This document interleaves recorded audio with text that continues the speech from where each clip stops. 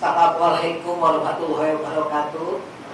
Bapak Ibu sekalian yang berkesempatan hadir pada hari ini, tentunya kami merasa berterima kasih bahwa kami dipercaya untuk Bapak Ibu sekalian untuk melaporkan apa kejadian yang ada di Pati berdasarkan laporan dari perwakilan tiga perwakilan tadi, bahwa ada sekelompok kecil yang bisa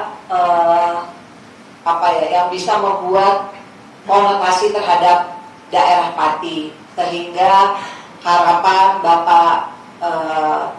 Bapak yang mengusulkan tentang perikanan tadi, perikanan, merasa Pati, masyarakat Pati merasa dirugikan karena dengan adanya pemberitaan-pemberitaan tersebut, maka investor menjadi mempunyai keraguan untuk bisa menanamkan modal di daerah Pati yang tujuannya adalah untuk kesejahteraan masyarakat Pati, begitu ya Pak?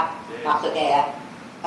Baik, tadi saya bisa menyimpulkan bahwa tuntutannya itu ada sekitar 5, yaitu percepatan pengesahan RUU perampasan aset, optimalisasi peran aparat penegak hukum dalam menjaga kondusivitas Kabupaten Pati, penguatan kesejahteraan petani ketelha melalui hilirisasi, dan pengembangan Pati sebagai kawasan ekonomi strategis. Tadi saya baca sekilas usulannya itu adalah industri, agro dan pangan, maritim dan perikanan, industri dan logistik pantura, integrasi dari 3 kawasan.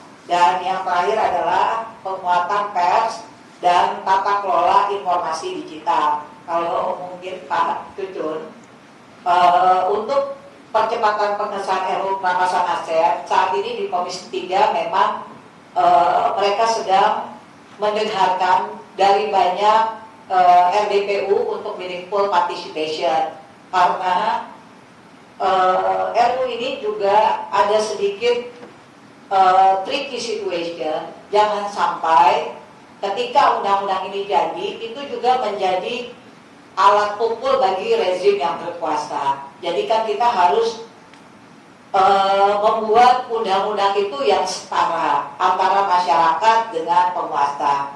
Jadi mungkin bukan diperlambat tidak, tetapi lebih kepada kehati-hatian, sehingga ketika undang-undang ini jadi jangan sampai nanti masyarakat juga yang menyesalinya, kan gitu. Dan yang terakhir tadi dari Ibu Indar, untuk kasus kekerasan seksual, saya juga sama Bu, mungkin Ibu bisa melihat rekam jejak digital saya bahwa saya juga concern dengan kekerasan seksual, terutama untuk anak-anak, wanita dan semua kaum yang lebih rentan ya Bu ya. Tadi Ibu juga meminta dana untuk pemulihan dan perlindungan ya Bu. Itu nanti bisa ada di LPSK. Dan kemarin LPSK juga sudah mengumpulkan dana abadi, macam dana abadi untuk perlindungan, untuk biaya perlindungan itu baru terkumpul sebesar 200 miliar. Dan kita akan terus mengumpulkan lagi dan mengumpulkan lagi yang penggunaannya tentu diatur oleh undang-undang. Dan memang banyak masukan dari berbagai pihak untuk kita wacana RUU perlindungan anak ada revisi sedikit, yaitu memang sudah banyak permintaan dari berbagai pihak, dan DPR hari ini juga sedang mengkaji dan saya juga terlibat di situ Bu ya. Ya mudah-mudahan nanti terus kita meminta masukan daripada daripada ibu-ibu lah ya, terutama ya, yang ingin memberikan masukan-masukan terhadap wacana revisi undang-undang perlindungan anak tersebut. Jadi kita sedang berjuang Bu, jangan pernah lelah untuk anak-anak kita, generasi penerus bangsa.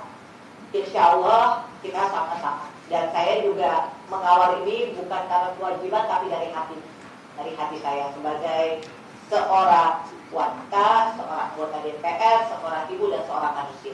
Ya, mungkin itu Pak Cucu dari saya. Terima kasih. Ada yang tambahan? Baik, terima kasih Pak Cucu. Jelajahi cara baru mendapatkan informasi. Download Metro TV Extend sekarang.